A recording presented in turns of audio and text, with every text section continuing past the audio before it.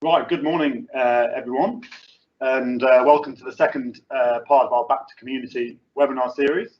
For those of you who don't know me, my name is Henry McClintock, and I'm a partner here at BDO, and I lead the not-for-profit sector group.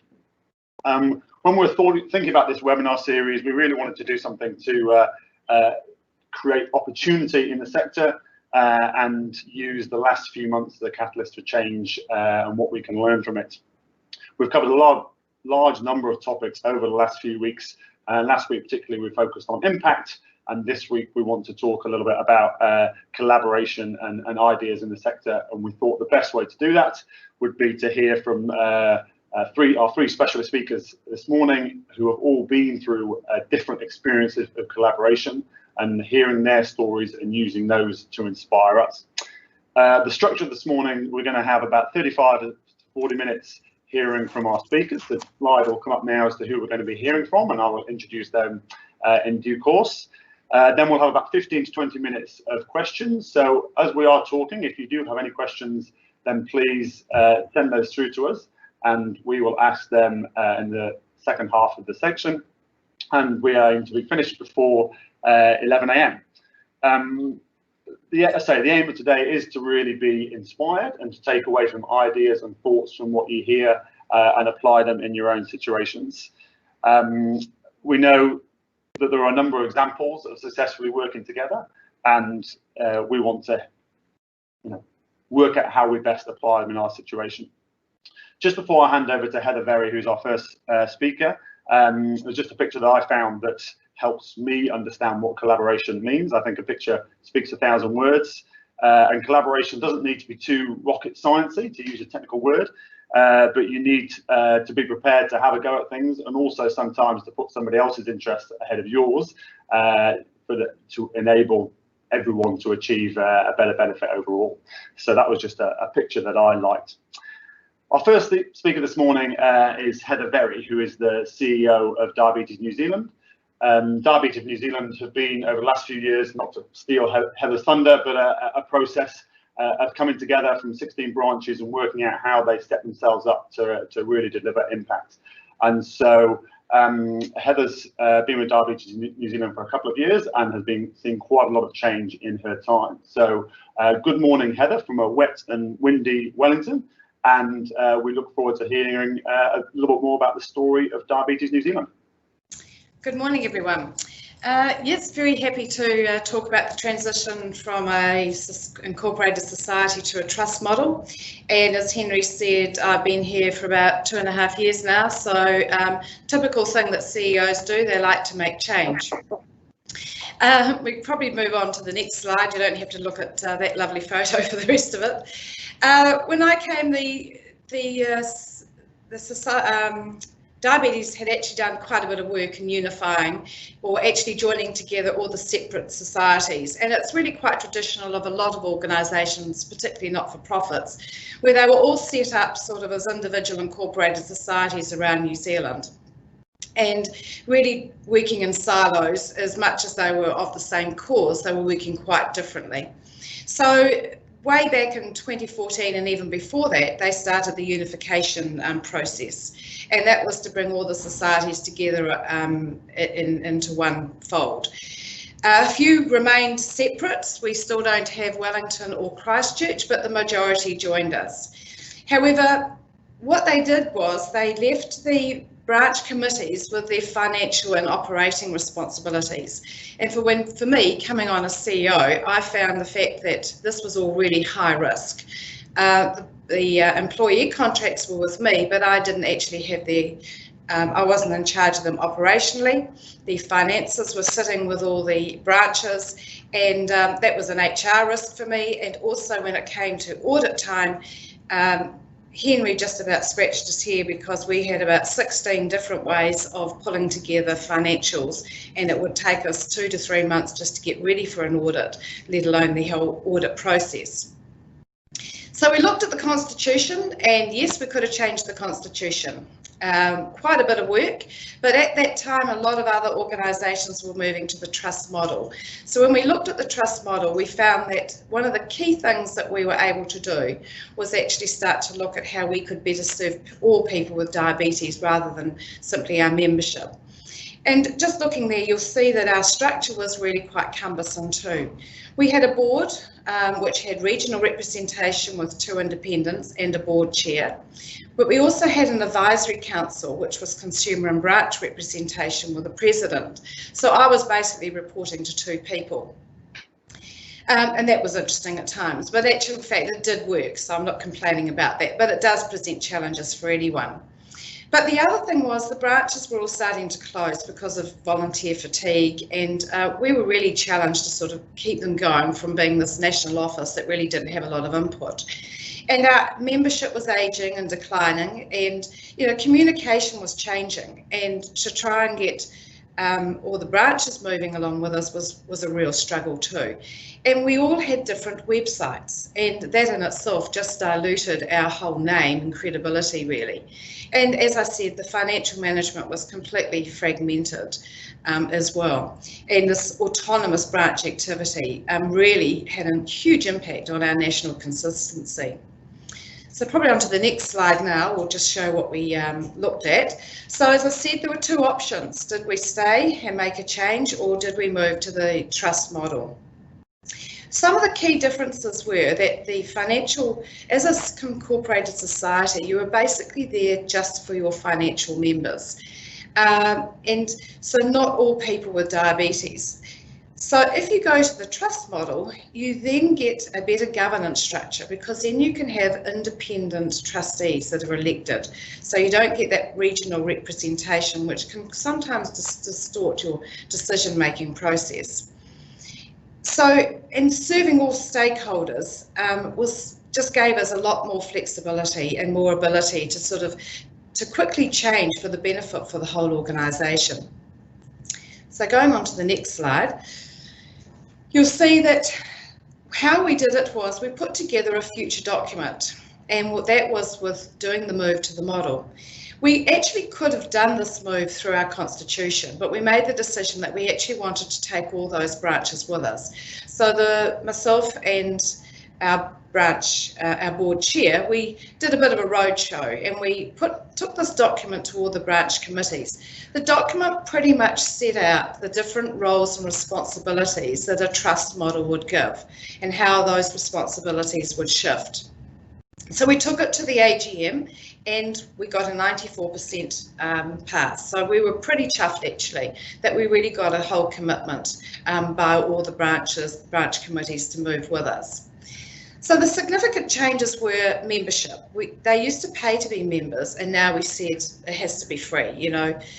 We are a resource. We should be there free for everyone at the time of diagnosis and through their whole pathway, as they live with diabetes, because that's pretty much what it is. So now the employees all report directly to me, or indirectly if we have a branch manager. The staff will obviously report to the branch. But they are still supported by branch committees and volunteers. So when we do sort of national initiatives like our Diabetes Action Month, they come in behind that and really help. And also they help with local fundraising, because they have the networks and the local contacts.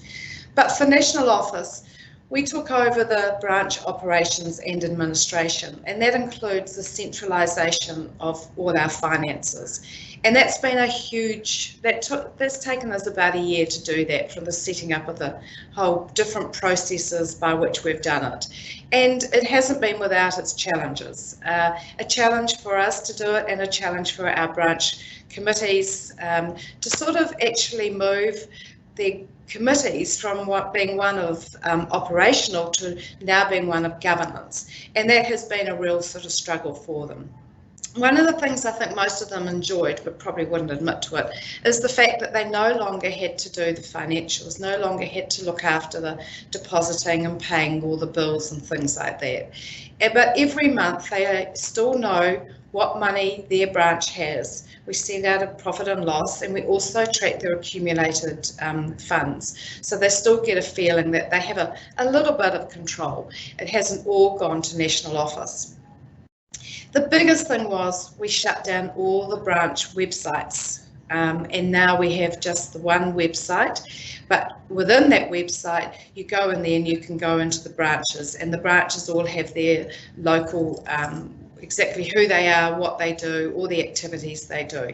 And also we've done a huge amount of work on upgrading that, and also our whole digital platform. And the branches still have their Facebook, but we do find that most of it's been pushed out from a national perspective.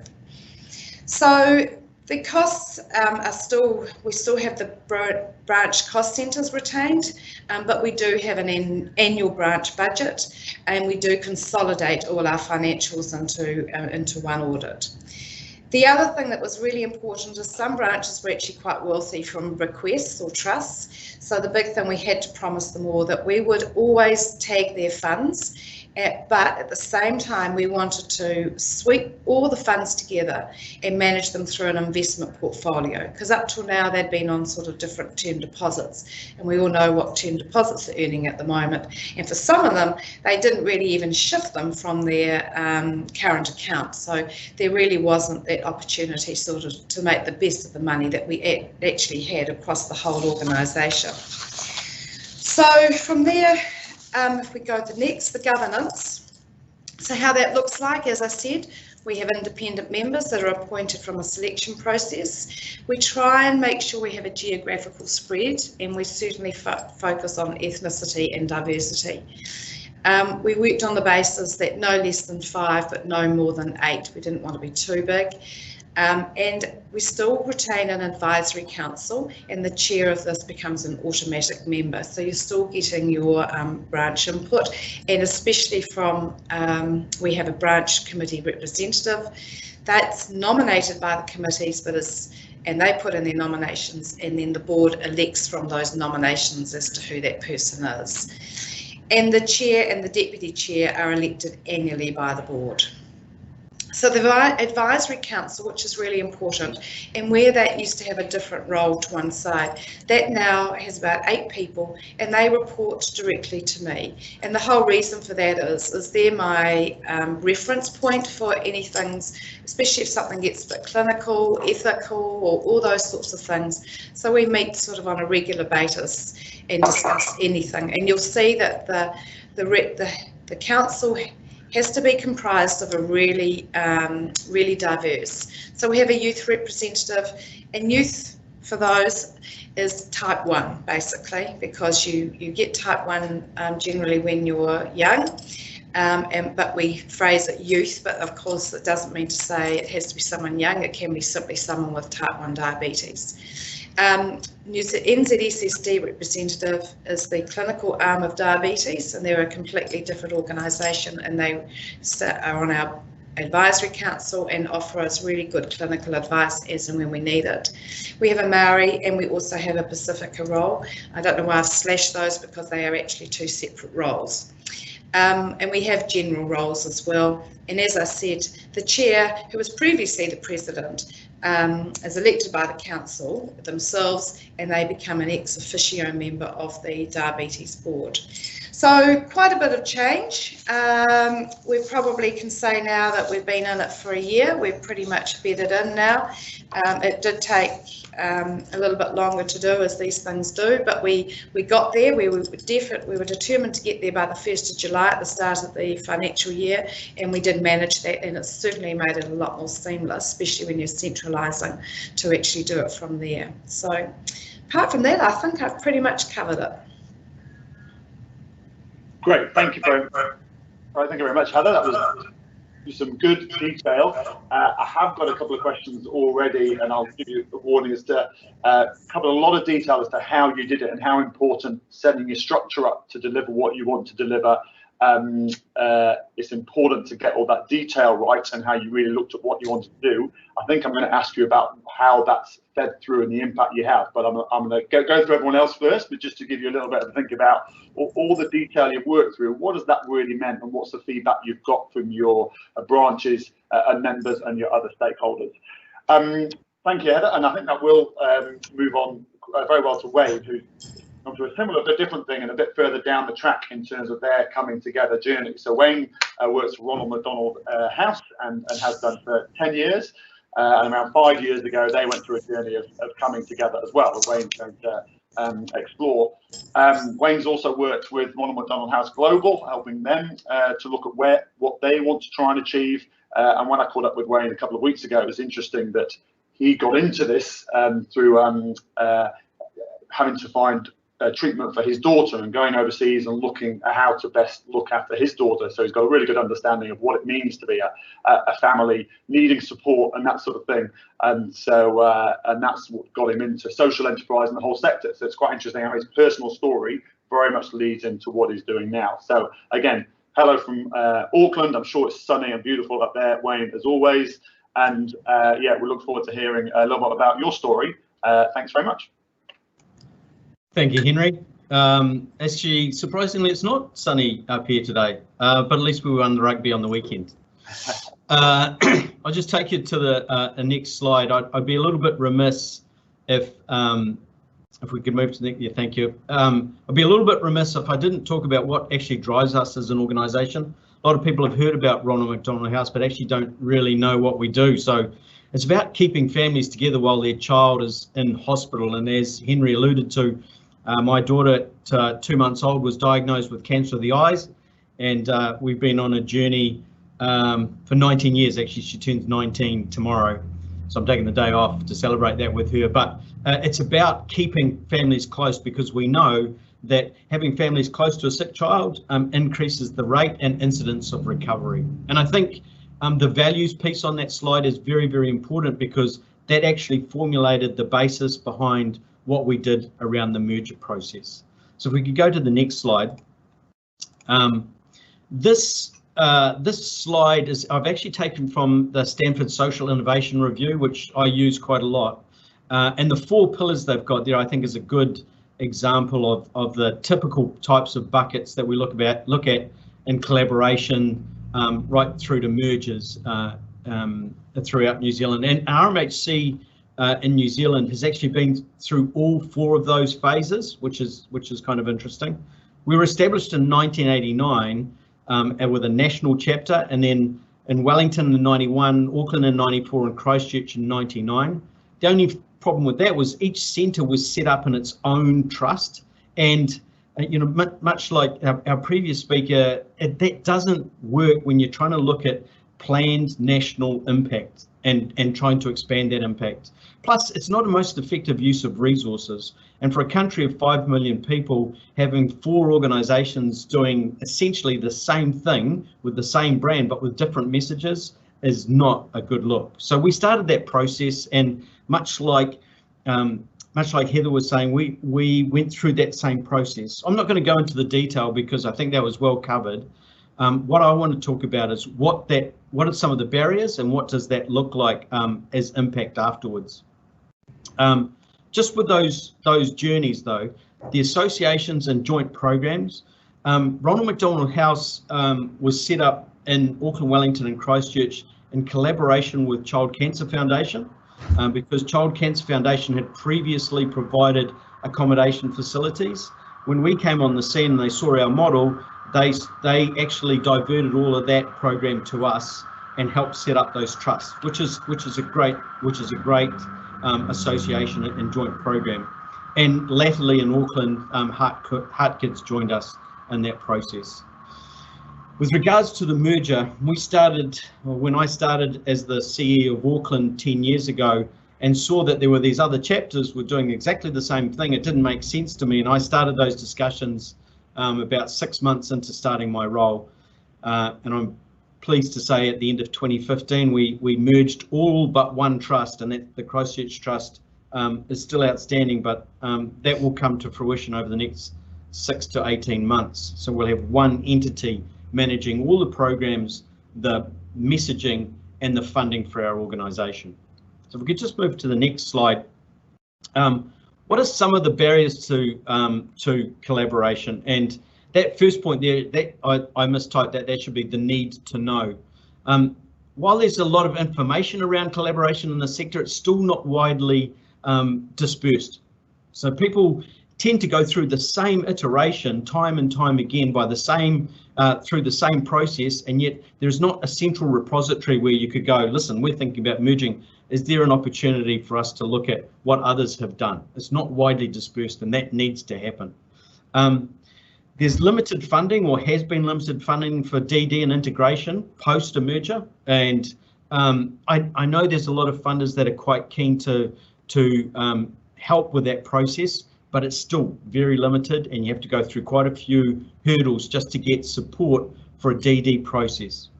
There's also a few matchmakers in the space, so whether it's funders or other independent third parties that are going, hey, I know this team over here are talking about a merger and they do something similar to you, why don't you guys talk? That's very limited. And as you'll see when I talk a little bit later on, the importance of influencers outside of your organisation is critical to make mergers working.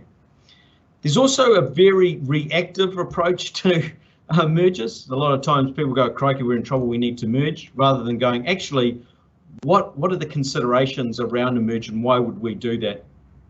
And finally, another barrier is board, brand and key staff. Brand, not so much, although people do like to keep their own brand. Key staff, particularly CEs, are difficult, especially if they're a strong CE and have been around for a long time and have got the confidence of the board. They can be a barrier, especially if they think their role is under threat. But in my experience, it's the boards that are the biggest issue. It's the cap and badge, as I like to call it. They like to, on the weekends, have their cap and their badge on, and when they go to a barbecue, someone says, "Oh, what do you do?" So, "Oh, you know, I'm on the board of XYZ," and they find it very difficult to let that go, and often lose sight of the mission. If we could go to the next slide. Once again from SSIR, it's interesting to note that while there are those 4 pillars, actually mergers often achieve greater results as far as getting to the goals are concerned. And certainly in my experience, that's what I've seen. While the other processes work well, you don't get the type of financial rewards or cultural rewards or branding and trust rewards other than from a merger position. If we go to the next slide, so what are the key learnings from my point of view? What did we see? It starts at the board. There's no question about that. Boards need to define the purpose of a collaboration, whether it's any one of those 4 pillars. What are the problem you're trying to solve, and what is the new reality we're trying to create? Understand the environment and context. So what's happening around that could impact the way you're doing things right now, and review plans and strategies. So what have you said you wanted to achieve, and how could collaborating with others enable you to do this faster, better, or more efficiently? Secondly, absolutely, you've got to fully fund the integration. One of the mistakes that we made in our integration process was that the board didn't put funds to it. They expected the management team to do BAU as well as the integration. That set us back, I would say, probably 2 or 3 years. So you've got to fully fund the integration. And if that means bringing external resources like BDO, that's what has to be done. Human integration is by far the harder piece to this whole puzzle. System integration is not that difficult. Yes, there's some technical stuff, but human integration is really important, and it's really difficult. Circles of influence, as I mentioned before, using people outside of both organisations to talk to people within the organisations, whether it be key staff or board members, is critical, because that opens up a larger circle once those 2 groups start talking, and feedback loops, whether it's from donors, supporters, constituents, volunteers and staff, is crucial. We constantly review and survey all of those stakeholders, and the important thing, of course, though, is you've got to act on it. It's useless doing a survey if you don't act on it. We move to the next slide. This leads to some of the more the natural opportunities for exploring strategic relationships, whichever of those 4 pillars they fall into. The executive transition most definitely often opens up those conversations between 2 bodies. The next 3, strategic planning, innovation at scale and adapting to change, are really about capitalising on when boards are thinking about, well, what's next? So I think people need to understand that we need to be ready to see a lot more of boards thinking about that right now, given the environment that we are currently in and have moved from. The shock of the COVID-19 and the recovery phase is going to be a long one, and there's going to be organisations that won't be able to meet that challenge. Closing the doors, obviously, there's an opportunity to merge there, and starting a new non-for-profit, which I don't like that word, but anyway, starting a new organisation should be a point where current market is considered before a new entity is started. As simple as that. But too often the barrier to setting up a new organisation in this country is too low. So people with a really good heart and oh, we need to do this, don't even look at what the rest of what's happening in the sector. And there's so many issues of organisations that are doing virtually the same thing in this country. We've got 27,000 registered charities in this country, one of the highest per head of population, working on a funding model that is not growing at the same growth rate as the cost of running these organisations. So just to the next one, key results. So what have we seen in our process? 2017 was the first full year without transition or an overseas program that we were hosting. As far as our combined operations are concerned, we saw a 10% reduction in overhead, despite there being a 23% increase in mission delivery. So you factor that in, it's much greater than a 10% decrease. A single national voice has led us to a greater government engagement. I now have Ministry of Health people calling me directly and asking me my opinions on what does that look like for paediatric healthcare. It's most definitely led to greater national funding. I think we've had about a 40% increase in funding, and it's seen a significant increase in trust because there's basically only one message going out. Also means that there is a much greater focus on planned national strategic growth, which I think is really important. And it means that you can make sure that if you're going to grow your programs and impact at scale, you can do that in a planned national approach. We're a small country, 5 million people is not a lot of people. And strong leadership capability is really important. We've invested very heavily in a senior leadership team, and that has actually got us through a lot of difficult situations, particularly this COVID situation. We were able to pivot very, very quickly. We've got an overlay from RMHC Global, which meant that the impact on RMH programs throughout the globe was getting hit a lot harder in Europe and the United States than we were here. And so they decided that they were going to tell all programs across the world to close. Well, we didn't want to do that. We thought that was the wrong thing to do. And because of the strength of the leadership team that we've got here, we were able to negotiate that, not close our programs. And we are the first program or country in the world to go back to normal operations for Ronald McDonald House. And that's down to the strength of our leadership team. So next slide. So what needs to happen? Just in my opinion, this is what if you're considering any of this process, along any of the spectrum that I talked about, I would strongly suggest you do the following, or these at least are considerations front and centre. Focus on that strategic rationale. Why? What are you trying to achieve? And what is the new that you want?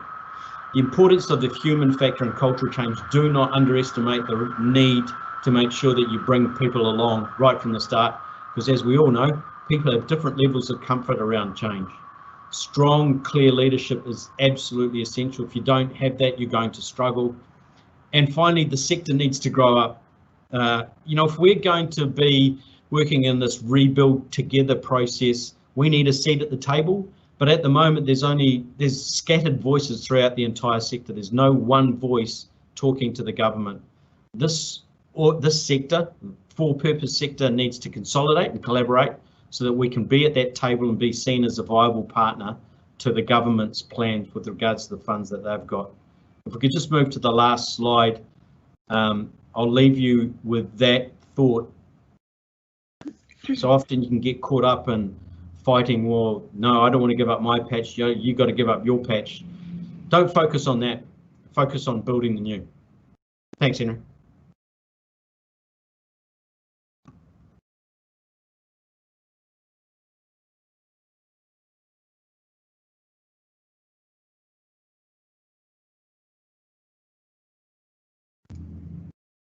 Can't hear you, Henry.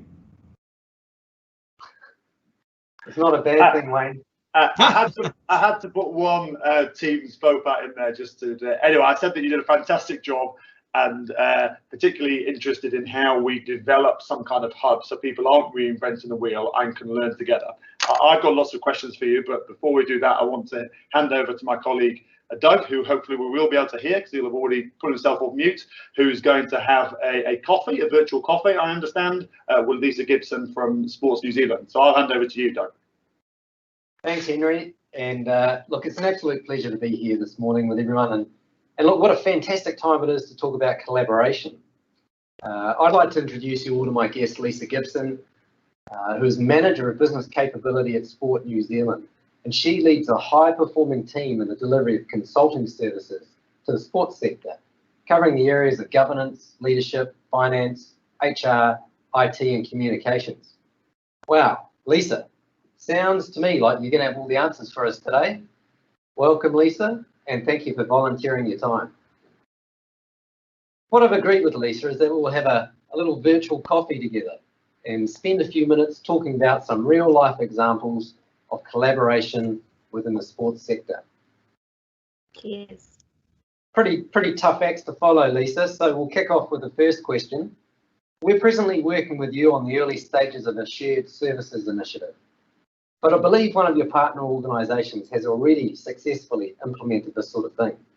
Can you kindly share with us some of the details around what the concept of a shared services model is and how your partner organisation got to the point where it implemented its own model?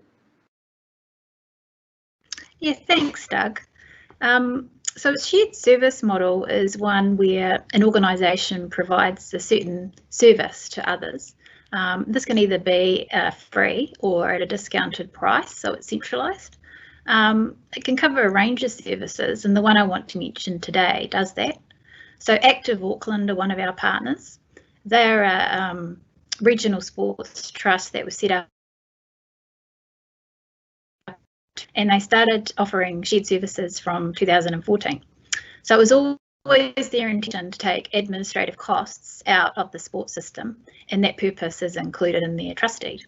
So initially they provided accounting services to other Auckland-based regional sports trusts, which did help them to build some credibility before going out to the Auckland sporting market in 2015. Okay, thanks, Lisa. But can you also tell me a little bit more about the services that Active provide? Yeah, sure, Doug. The services include accounting services, so everything from standard bookkeeping and monthly and annual accounts, forecasting, setting up everything in Xero. But they also provide procurement services, so they've completed quite a few negotiations with suppliers to get better rates for sporting clubs. So one example is with fleet leasing agreements. And they're able to do that because they have about 3,000 organisations in their database, so it does give them some negotiation power. Yeah, I bet, Lisa. Yeah, no, thanks for that. And what about some of the benefits to Active? Yeah, so they've got this ability to learn something once. You know, a client asks for something, so you learn what it is that needs to be implemented, and then the benefit is that the team is able to share that across each other and with other clients. So one example was that one client wanted to know about an automatic approval process via Xero. So they did their homework and then they're able to help other clients as well with the same thing. Another one is the ability reports for clients. So one example is the charitable reporting report format direct from Xero. Understood. And what about the benefits to sporting organisations that have joined up with Active? So there's a few reasons or benefits, and one of them is access to low cost but still high quality services at a discounted rate. And they get specialised help as Active's market is Auckland sporting organisations. It lowers the risk of being dependent on one person. So for example, if their accountant got sick or leaves, so with an outsourced service, there's a team of people and one can take over from another. Yeah, good one, Lisa. And what about challenges that Active have faced through this process? Yeah, it has been quite a slow and steady build. There is a time lag between hiring an accountant and then getting the clients in. And for the client, they need to understand that they may lose some control, especially if they're used to also, when an organisation grows, their need for information grows, so they may need to pay a little bit more for additional services. Okay.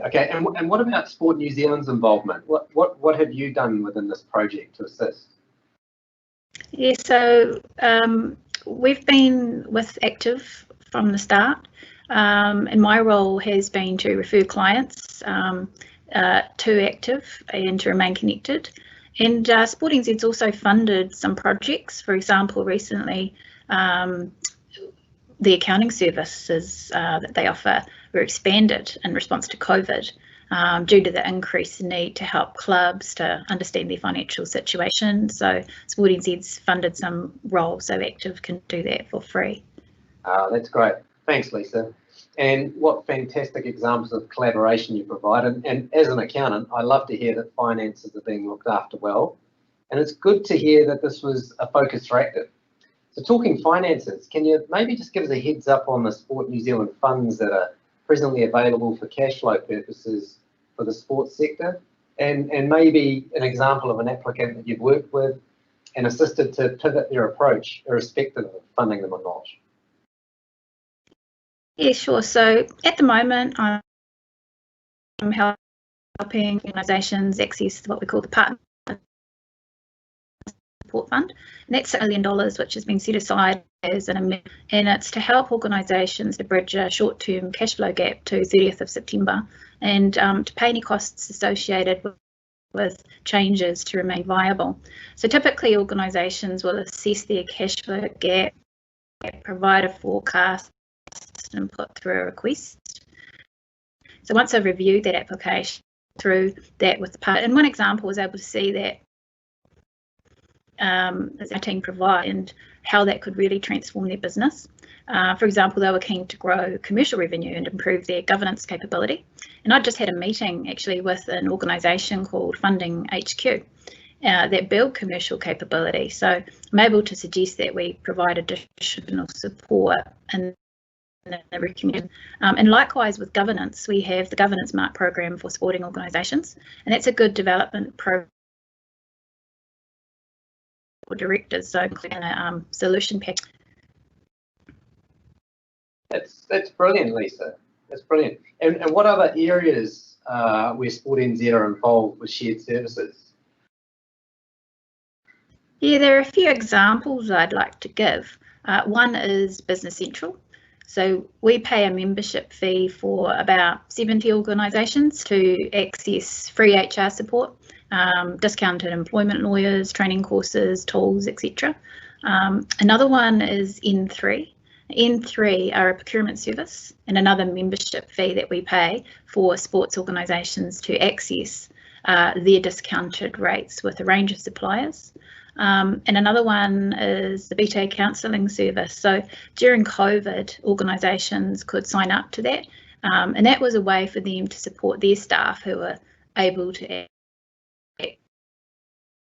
access free counselling sessions. Yeah, great. Thanks, Lisa. Seems to me that having the ability to talk to someone about your challenges can really help. The sports sector is very lucky in this regard with you and your team. Yeah, it is interesting work. What about in your world of advisory, Doug? You must be talking and helping to a lot of clients with their challenges. So what are the key things that you're discussing with them at this time? Yeah, no, good. Well, the textbook's actually been thrown out of the door at the moment, Lisa. Initially, it was all about surviving. For example, I worked with a lot of organisations within your sector, helping them to consider what costs could be cut and what impact that would have on their outputs and programs, as well as helping them to understand the mechanics of the wage subsidy. I was also pretty busy with clients working with their bankers to ensure we had the right facilities in place, negotiating with landlords and for landlords, negotiating with tenants. Some of my clients were essential services and look, they were busier than ever. And you'd normally think that would be all good news and plain sailing, but it actually put a lot of strain on their working capital requirements. So, you know, off to the banks, we tried it again and to see what levers could actually be pulled. So we're now largely in a phase of planning, or what we call business recovery planning. So it's all about re-strategizing. And as a result, we've all redeveloped our forecasts and implementing the plans that we've now set. Yeah, sounds like tricky times, Doug, definitely. So what's the one thing that has really stood out for you in terms of those that appear to have been more successful than others at meeting the challenge of COVID? Yeah, look, I've actually been hugely inspired to write, so much so to write a couple of articles on this, which have been published by Stuff. But for me, the most impressive thing that has come out of this horrible situation is the leadership shown by our clients. So really, those that will survive and thrive have had amazing people at the helm. They've rolled up their sleeves. They've been the ones to go and drop off the laptops to staff at home and rolled the office chair around town to people's apartments as we went into lockdown. They're the ones that kept in touch via virtual platforms that they'd never actually used before, but they demonstrated some vulnerability to their peers and they learned how to use them. And they showed real empathy, but provided clear decisions. And look, these decisions weren't based on the short term, but on the medium to long term. And they're the people that make their businesses successful and have created such loyalty from their staff that it's going to be repaid back in spades over the years. They're also the leaders to me that tried to learn and share from their peers in other organisations, including competitors. And as we come back to the new normal, they're the ones that are making morally sound decisions about buying locally, for example. So for me, planning and leadership is fundamentally essential right now, and accountability needs to be wrapped around it all. Yeah, I agree, Doug. At Sport NZ, when COVID hit, our senior leadership team, they quickly built a new response structure, and that was aimed at ensuring there was collaboration and connection with Sport New Zealand, within Sport New Zealand, and also with our partners. So a couple of things they'll mention. They did things like implementing several teams, each with leads and specific projects. So, for example, I was on the immediate response team, and that brought together about 10 of us from across Sport NZ to connect weekly and share what was happening in our area. There were other teams like the people team, and their role was really to ensure that the staff of Sport NZ were connected and looked after as they worked from home. Another thing that was done, there was regular meetings set up with sector CEOs, which our CEO Pete hosted, and that was to answer questions, share information, and things were rapidly changing. So they were really well received, and there is the opportunity now to actually continue with those on a reduced frequency. Yeah, good stuff, and excellent, Lisa, and thank you so much. It's been a pleasure to share a coffee with you and talking about the stuff we love. Back to you now, Henry.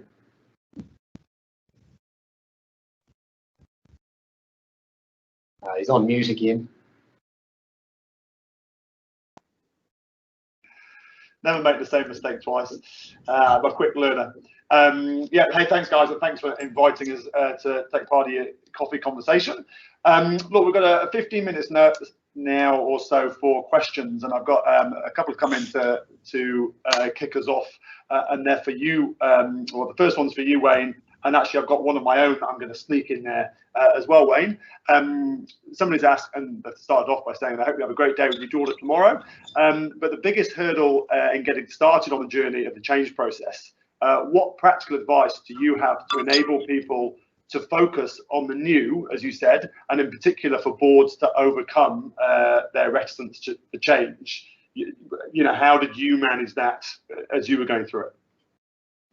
Yeah, you've got to seize the opportunities, right? And there was a couple of changes at senior executive levels, and I actually, the way I processed it was have our international head of operations come down and meet with the chairs of the individual boards. That started off the discussion about, and then so that was first give a view of what's happening at an international level, give a view of what's happening at a national level, and why there is a need for consolidation and collaboration in trying to meet the demand for families throughout New Zealand. And that was the kicker off of that conversation, because all of a sudden everyone started to realise actually it's just a bit bigger than the individual place that we're at right now. So getting the right person to have the right conversation at the right time with specific individual, sounds like. Yeah, those influencers, and I'm not talking about those people that take photos in front of damaged stores, are the key people, right? So someone with mana that can actually have conversations with the rest of the chairs. Great answer. I'm going to ask you a similar question in a minute, Heather, but just before I do that, Wayne, you had a slide that talked about the cost reductions you made, and again, as accountants, we like managing costs, but you also talked about, I think, a 23% increase in mission delivery, as you described it. How do you measure that? It's always an interesting thing for us. You know, how did you measure that you'd seen a 23% increase in mission delivery? Yeah.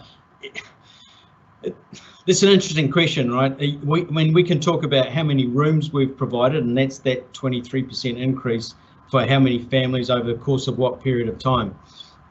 But impact measurement is much more critical, and we're right we're at the tail end of having that done by an external party, because we can talk about that, mission delivery piece, but what's our impact on New Zealand Inc?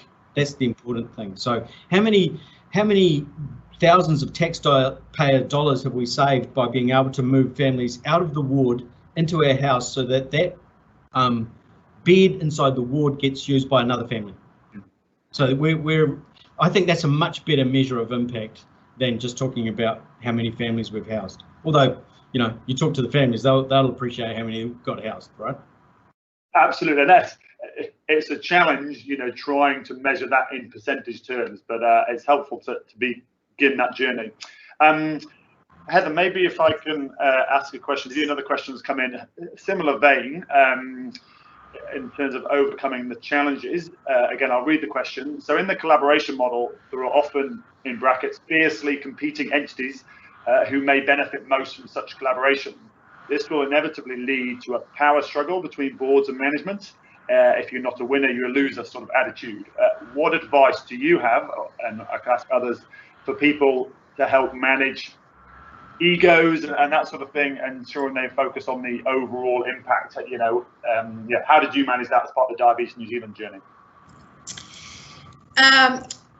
That's actually the hardest thing, is to sort of manage the egos, or manage the other word might be the feeling that they're losing the control of their particular branch, and that's been really quite critical.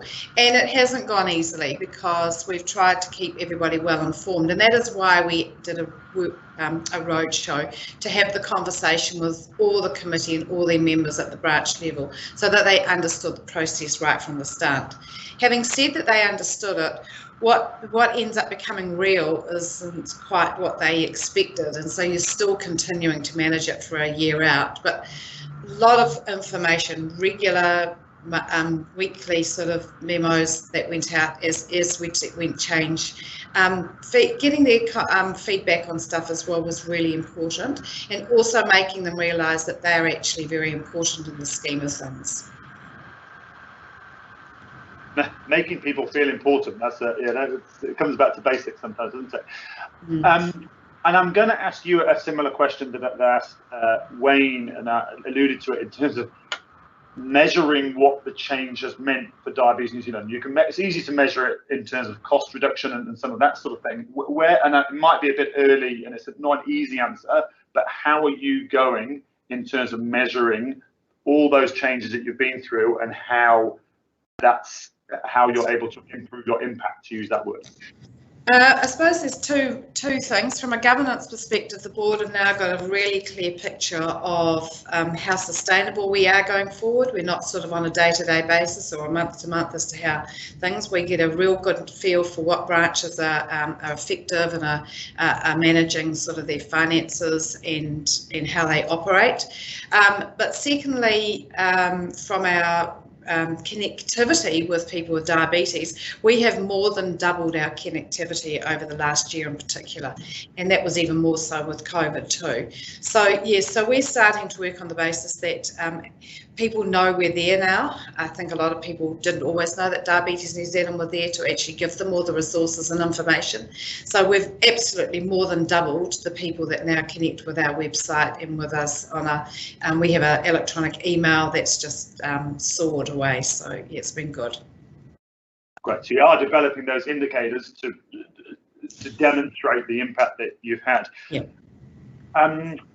I just want to ask another question. You had based on the conversation we had, it links to what Doug and Lisa were talking about in terms of leadership, and I think it was either Lisa or Doug mentioned about even working and talking to competitors. They use that, which is a sort of different concept sometimes in the not-for-profit space, to use that word that I don't like either, Wayne. But I think you talked about that even in the COVID-19 environment, your connection with other CEs and that sort of thing had been improved.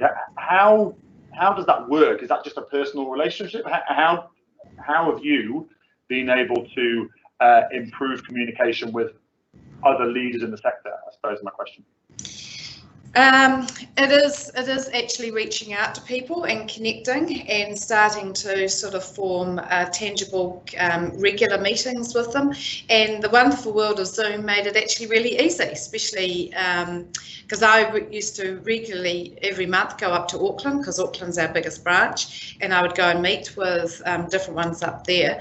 And now we sort of have a regular fortnightly Zoom, and we've started to, there's 3 or 4 of us in this group, and we've started to do a whole lot of partnerships that we've sort of put in with the DHB. So it's been a really effective, good time for us.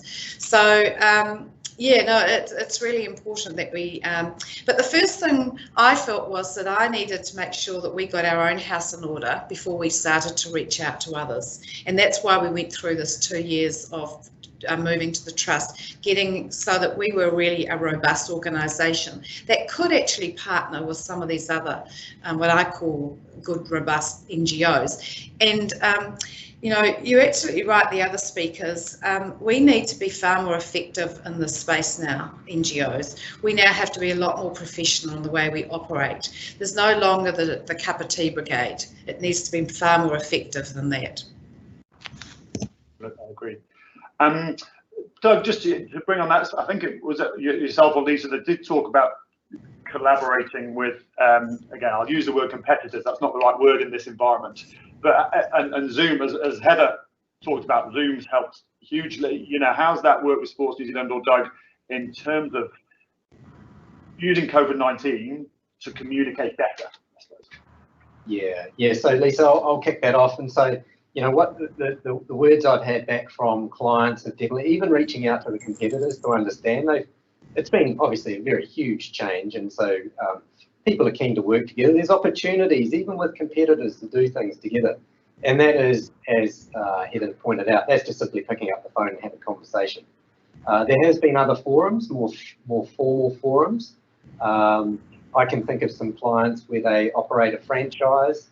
It's a large New Zealand franchise. It's in basically every town around New Zealand, and the head franchise showed unbelievable leadership in garnering everyone together, communicating effectively, regularly. Everyone knew what was going on. Everyone felt fantastic about knowing what was going on, and going back to earlier, making them feel important. Essential, and they are important obviously as well, but not forgetting those basics about that communication. Lisa, I don't know if you had anything to add, or I've got plenty more questions. Yeah. Don't worry. Yeah, there's something I'd like to add. So, a couple of things really. So when we saw structure put in place in the regular meetings with our CEO, with our partners, they did that in groups. So all the regional sports trusts came together, and then all the national sporting organisation CEOs came together, and that's just to keep that connection really tight. A lot is when we support a business capability initiative, we're always looking for what we call the system build benefits. So, you know, can we do this project with one organisation and then share the results with others more broadly? And at the moment, we're actually doing a piece of work with an organisation around shared services model,